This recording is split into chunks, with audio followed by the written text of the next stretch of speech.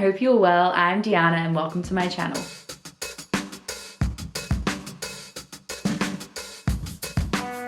In celebration of the spooky season, I'm coming at you today with some paranormal book recommendations. I love all things paranormal. Yes, I am a millennial. The Twilight Saga did get me into reading as a teenage girl, but I am hooked on all things supernatural, paranormal, and this, honestly, this subgenre owns my heart and soul. So yes, I figured I would share with you some of my favorites. I have loosely categorized them, and let's kick it off. So first is not a romance, but I did want to recommend The Strange Case of the Alchemist's Daughter by Theodora Goss. This is absolutely fantastic. If you love the Once Upon a Time TV show and also love gothic horror and gothic literature, this is the perfect series for you.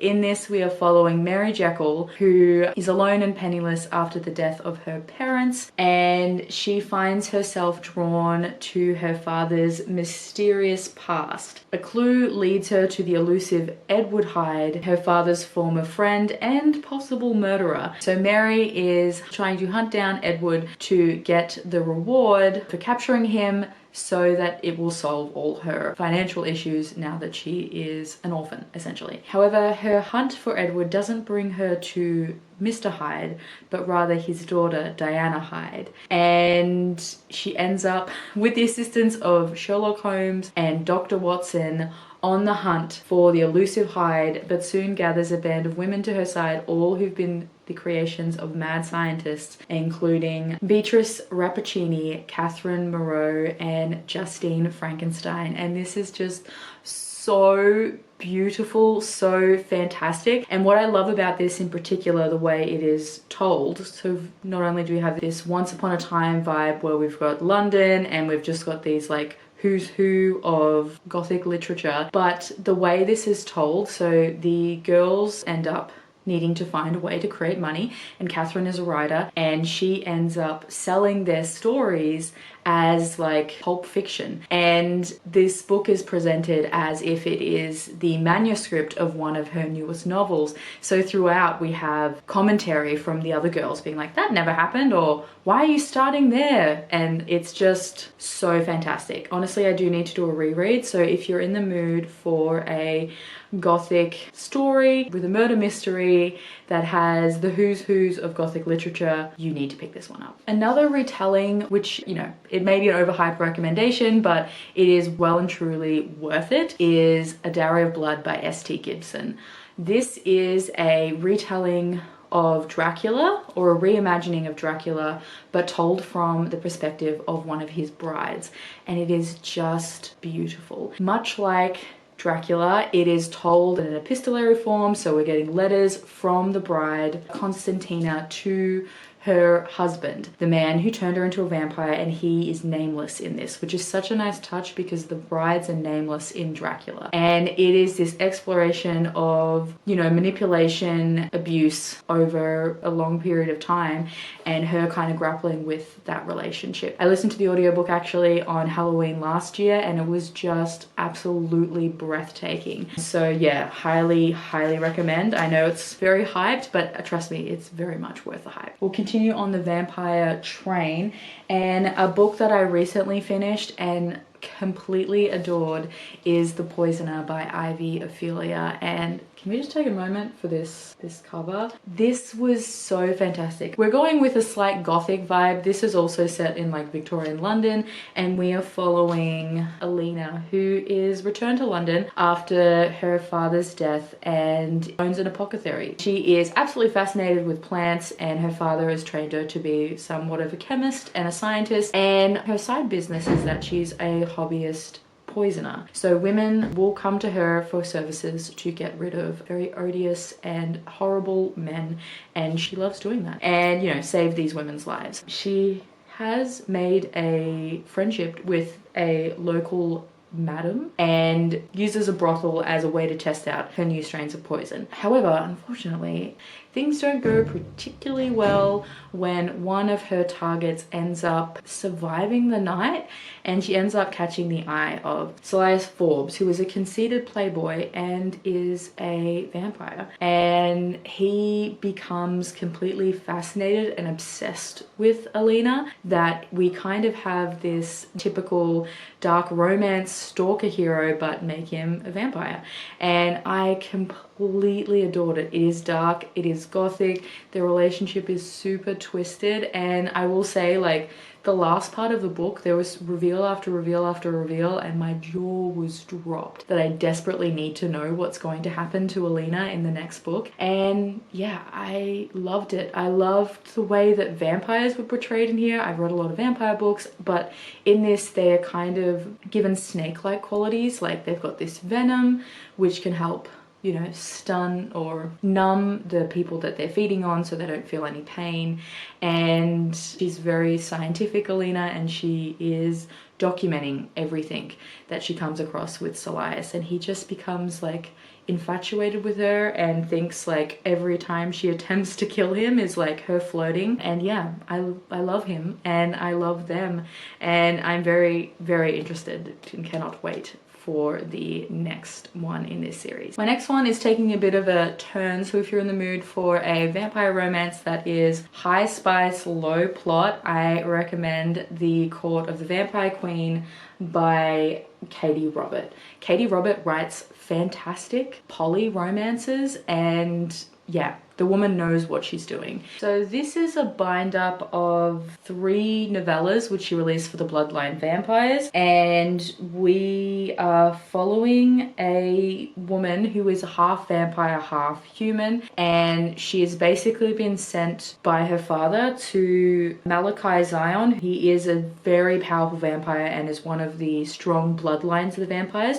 So in this one, from memory, we've got multiple bloodlines and they each have a different magical ability, and Malachi is been captured by her father and seems to be like one of the last of his line. So her father sends her to Malachi as a kind of mix of like blood bag slash breeding mule, and it is a very steamy why choose romance. So Mina pretty much is expecting to die straight away, and then once she realizes who Malachi is expecting to be bred then die. However, Malachi kind of opens up to her and they come up with a plan to help him escape and take down her father with the help of his 2 best friends. And Wolf, I think his name is Wolf, he, like, if you love an unhinged hero, that man is crazy. And yeah, I really enjoyed this one. I haven't read the trad published version, but it was just a lot of fun. There is a very loose plot, very high steam, lots of group stuff, and yeah, if you're in the mood for something short, I was gonna say sweet, but short, hot, and smutty, highly recommend this one. Okay, I'm trying to theme it. We'll move on to the Why Choose books. And the first one I have to recommend is a recent obsession of mine, which is her Vicious Beast series by E.P. Barley. This series has taken over my complete entire world, and I'm not gonna shut up about it. Absolutely not. This series starts with a novella, Her Vicious Beast, but you can start right away with Her Feral Beast. And we are following Aurelia, who is the banished daughter of the Serpent King. She's basically been banished ever since her 13th birthday, when she presented as not a serpent animalia, which is essentially a shifter, and her mate marks were shown. So once your animal form presents, you also can go to the Oracle and find out who your mates are. She is something super rare, super powerful, and unknown, which, you know, her father's trying to keep under lock and key, and she finds out that she has 5 mates, all of whom are from different animalia orders, which is a dead giveaway that she is not who she seems to be. So she's then been banished, shunned away in hiding,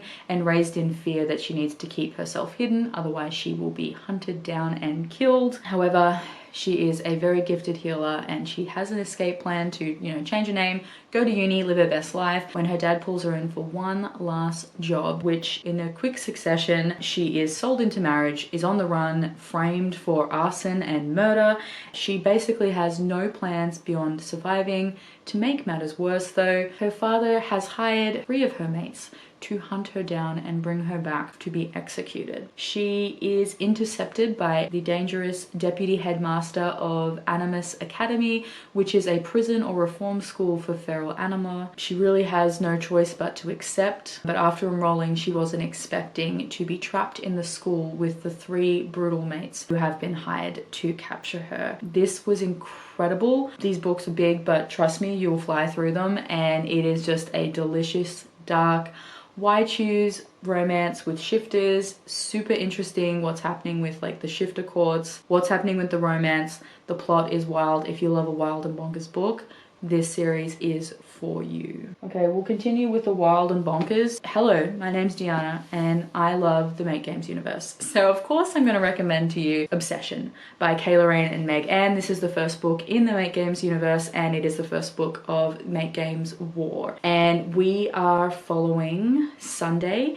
who we've got a banished daughter themed. She's a werewolf. However, she can't shift, which is seen as a big embarrassment to her father, who was the alpha of one of the most powerful packs in North America. Again, she's kind of been hidden away and trying to live her best life, but much to her surprise, her father enrolls her into Ravencroft University and she is sent there kind of as his delegate, for lack of a better word. Ravencroft is a university for the supernatural, where it's kind of like a melting pot where they all get to learn about themselves but also network and figure out how to work with other supernaturals. This is supposed to be her fresh start, but her past won't leave her alone, as Kingston, her fated mate which she rejected, is there trying to turn her classmates against her and isolate her.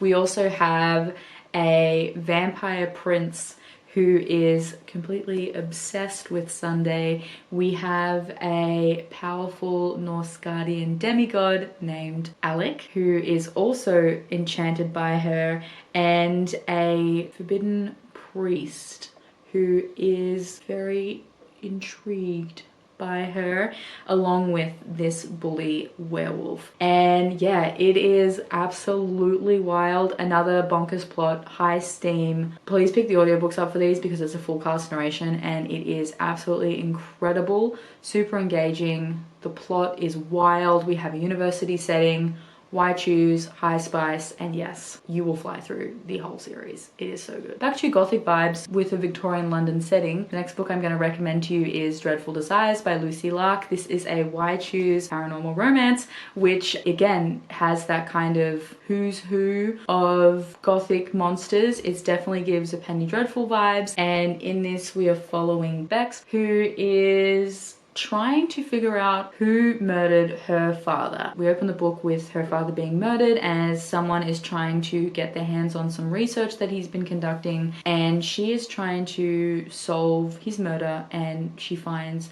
some research notes of his which have been encoded in multiple languages. She very quickly gets wrapped up into the supernatural when a group of ragtag monsters come knocking, saying that they need her help. Her father had given his blood to help protect them in this blood bond, and now that he's dead, they are now in danger. The only way to keep the blood bond going is to get blood from a relative, and they offer her the same deal that they offered her father, knowing that she is also a doctor and also a scientist and going to be super fascinated in what is happening there. So yes, we have Dorian Gray, a Scottish werewolf named Rory, we have a European vampire named Nikolai, there is Dr. Jekyll and Mr. Hyde, we have the monster, and there is a very interesting unknown entity named Sweeney, and it is so good. The way Lucy Lark was able to kind of weave these characters into their own story. This is also taking place in the backdrop of the Jack the Ripper murders. It is just so captivating. I need you to read it,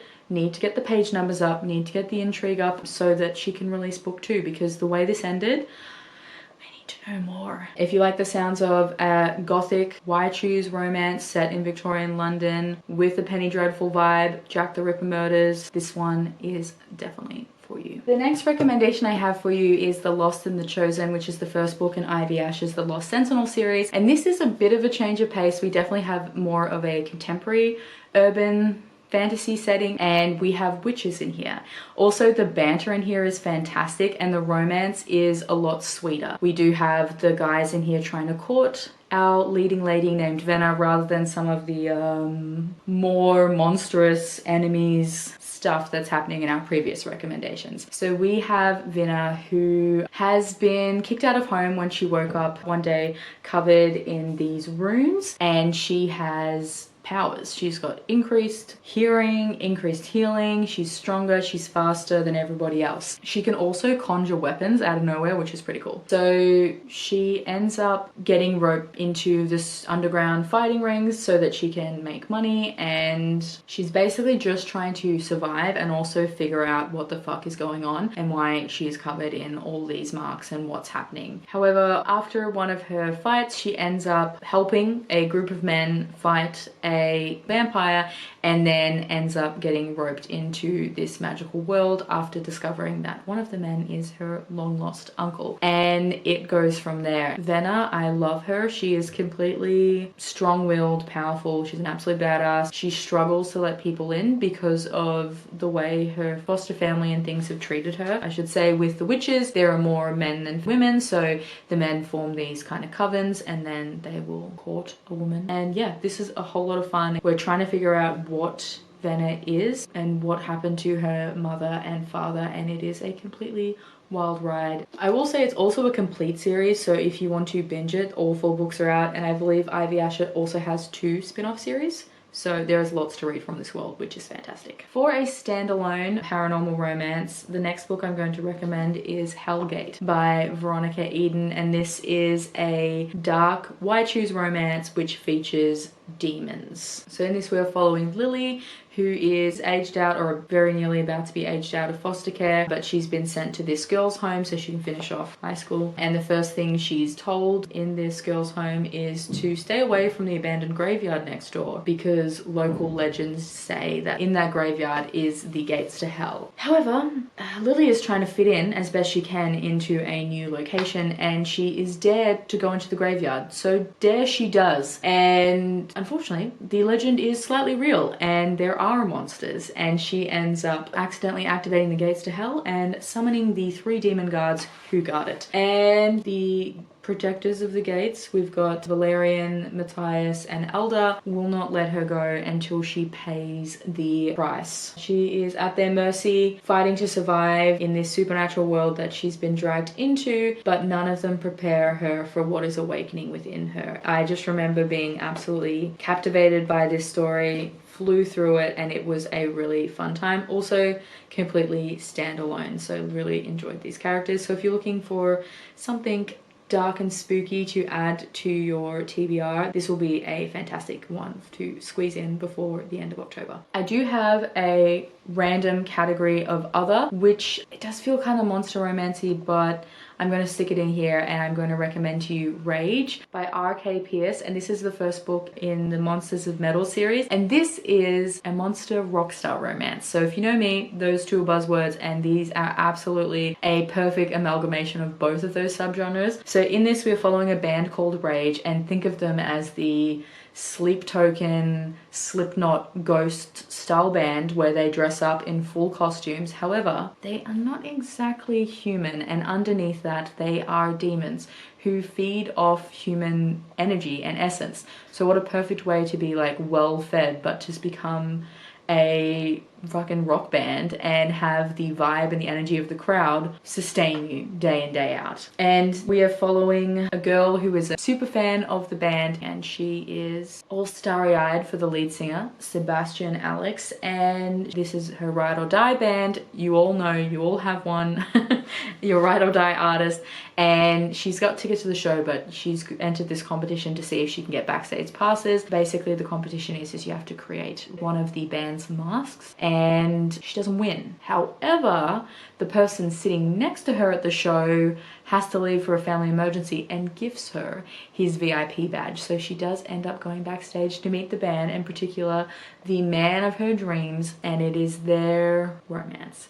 And it is so good. I love that it's set at the show, and I will say in the second book, Riot, we do get a lot more music-y stuff because it is the two guitarists and the female lead singer of the opening band, and it is so good. But these are short little novellas under 200 pages, and it is just so much fun. If you love a rock star and you want to make it spooky, the Monsters of Metal series is absolutely the perfect thing for you to pick up right now. Okay, we're moving into the last category, which is wolves. Yes, while I was a Team Edward girl through and through in my Twilight era, in my 20s and in my paranormal romance, I discovered werewolves, and we love them. So first one I just want to recommend is a fantastic urban fantasy series, which is the Mercy Thompson series by Patricia Griggs. I love these like little mass markets.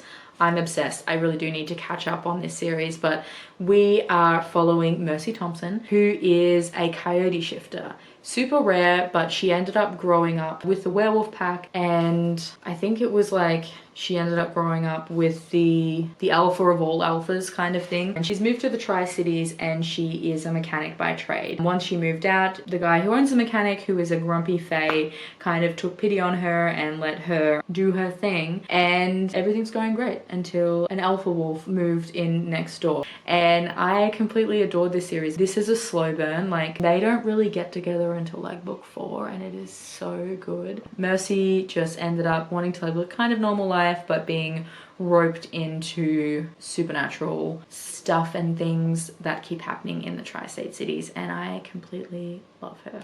So the first one, Mooncalled, is very werewolf focused and sets up the world, and then the rest of the series is just so much fun. We have slow burn romance with the grumpy werewolf named Adam, and there's drama with these supernatural creatures being exposed to the rest of the world, and it is so much fun. Also like a real staple of like old school quote unquote paranormal romance. A book I will not shut up about is one that owns my heart and soul, and I completely loved and adored this year, and that is A Wolf in the Garden by Allegra Hall.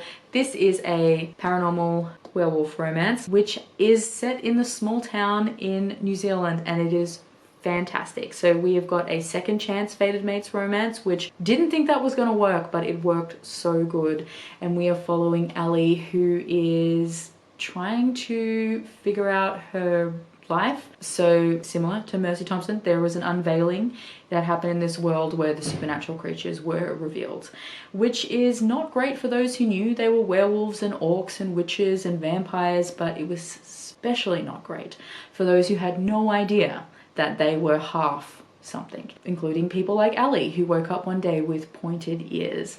And things are getting pretty bad as she is discovering like magic mushrooms floating around her and spooky creatures after her. And to make matters worse, while she's just trying to live her best life on the island, her ex and childhood sweetheart is back in New Zealand and is ready to claim her and start their relationship again. And it's not so fun, if you know what I mean. Completely love this. Loved the world, loved the fact that it's set in a small town in New Zealand. I just love that setting. Ellie herself is half Maori, and I love the addition of the Maori culture and language. It just felt so authentic to this story.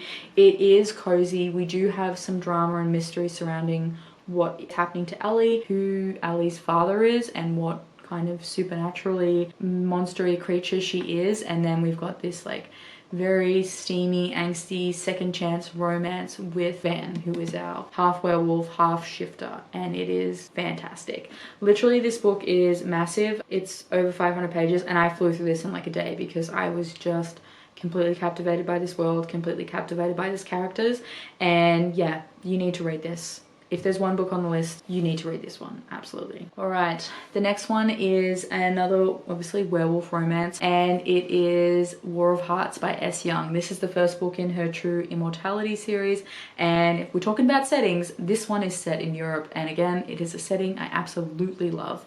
Also, the creatures in here, so we've got wolves and we've got vampires, but their origin stories and how it weaves into some stuff and things we discover about our main character Thea, it was just so beautifully done, and it was just a twist on what we know are the origins of vampires and werewolves that I just ate it up. So we are following Thea, who is on the run throughout Europe. Basically, she knows that she has some kind of super ability. She's fast healer. She is your superhero. She is stronger. She has got better sense. Like, she can hear and smell stuff better, and she's faster than the average bear. No Yogi reference? The average person. And she's escaped from the hands of, I think it's like a stepfather, I'm pretty sure, who's like trying to do some scientific experiments on her and trying to use her blood, which has got this like advanced healing, to basically create a pharmaceutical company. And she manages to escape and ends up through Europe. So she's just backpacking her way through Europe, running the first sign of danger, which is unfortunate when Connell McLennan, the alpha and chief of the McLennan clan in Scotland, has been hired because he is an excellent tracker to hunt her down. Because this businessman comes to him and says that there's this crazy dangerous woman on the run and he's going to offer her a lot of money, but also the cure to this lycanthrope disease which his sister has, and it is currently terminal and there is no cure for it. So he says sure thing and goes and finds her, and what ends up being this cat and mouse kind of hunt and chase throughout Europe, and it is so much fun. Again, love the werewolves in here, the vampires in here are great, loved the European setting, we've got a bit of a road trip. More people need to read this.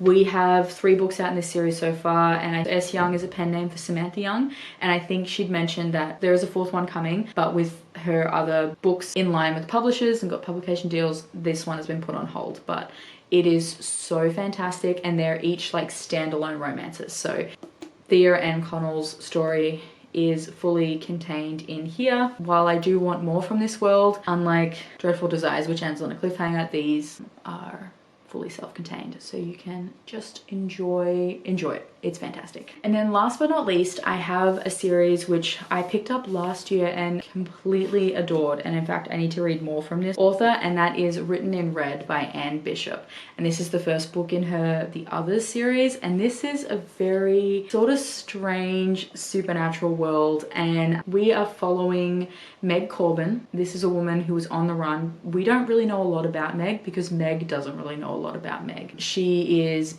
very desperate and she ends up stumbling into Lakeside Courtyard, which is where the others reside. So in this world, again, the supernaturals are out and about, people know about them, but they've kind of been round up on these reservation type lands, which there's an agreement that they own these particular set of lands that they can have free reign of, but there are very strict rules of engagement. One being you cannot rock up unannounced. So Meg knows it's dangerous and she shouldn't go to the courtyard. However, it's the only way to protect her from what is hunting her and chasing her. So she takes a risk. And then we've got Simon Wolfgard, who is the leader of the others residing in Lakeside, and he is quite fascinated by Meg. So the werewolves in here are slightly different. It's more that they are wolves who've managed to figure out how to turn human. So they are very animalistic. They use these kind of courtyards that they've got opened and they do let people in. However, they use it as a training ground on how to interact with humans and how society works. So he is very fascinated with Meg, and while normally they would shoot and kill on sight, he decides it's worth keeping her around to figure out what's happening, which is a big task for Simon, because it's not just going to be him fighting against the people who are after her, but it's also going to be some of the others aren't particularly happy with a human being on the reservation. So it's a bit tenuous, but is worth a risk for him. And then we have a police officer who all he knows is that Meg is property and he's supposed to hunt her down, but obviously can't really go and snatch and grab her when the others of the Lakeside are there protecting her. And it is super fascinating what unfolds here. Again, the romance in here is super slow burn, very much closed door. If you like a Mariana Zapata, this is probably one for you. Also, I should mention that Simon runs a bookstore and he definitely does give me like Black Book vibes. Like, he is Bernard, but like also make him a werewolf monster who could just get really annoyed with you and just want to kill you on sight. So it's a fun twist. So yeah, the Others series, I've read the first 5 books, which kind of concludes Meg's story, and they don't really get together until like book 4, and it is very slow burn as both Meg discovers who she is and takes kind of ownership over herself and gets her autonomy back, and then Simon's trying to navigate what it is like to be human and understand kind of like the rules of engagement. So it's very sweet watching the pair of them trying to navigate their relationship. But yeah, highly recommend. I'm obsessed with this series. Lots of twists and turns, and I really want to get to the spin-off series, which is The World of the Others. So there we go. Let's try and stack them up. I'm probably not going to succeed, and I will probably hurt me more than I will hurt the books. All right, so there we go. There are some paranormal books that you should add to your spooky season TBR. Or if you like me and recognize that Halloween is not just for October, but is actually a vibe for all year round, please pick these up anytime you're in the mood for a spooky gothic vibe. So comment down below and let me know what your favorite paranormal book is. It's my favorite subgenre, so I always need to add more to my TBR. Or you can leave me any Halloween emoji which sparks joy for you. I am partial to a bat or a pumpkin, but anything that looks vaguely spooky or Halloweeny, leave that one in the comments below. If you'd like to see more content from me, please like and subscribe. I'll be posting new videos every Sunday. Linked in the description box below will be all these books, reviews if I have them, along with links to my other social media platforms if you'd like to talk to me or follow me on any other corner of the internet. Anyway, that's all from me today, guys. I hope you're doing all kinds of well, and I will speak to you soon. See ya!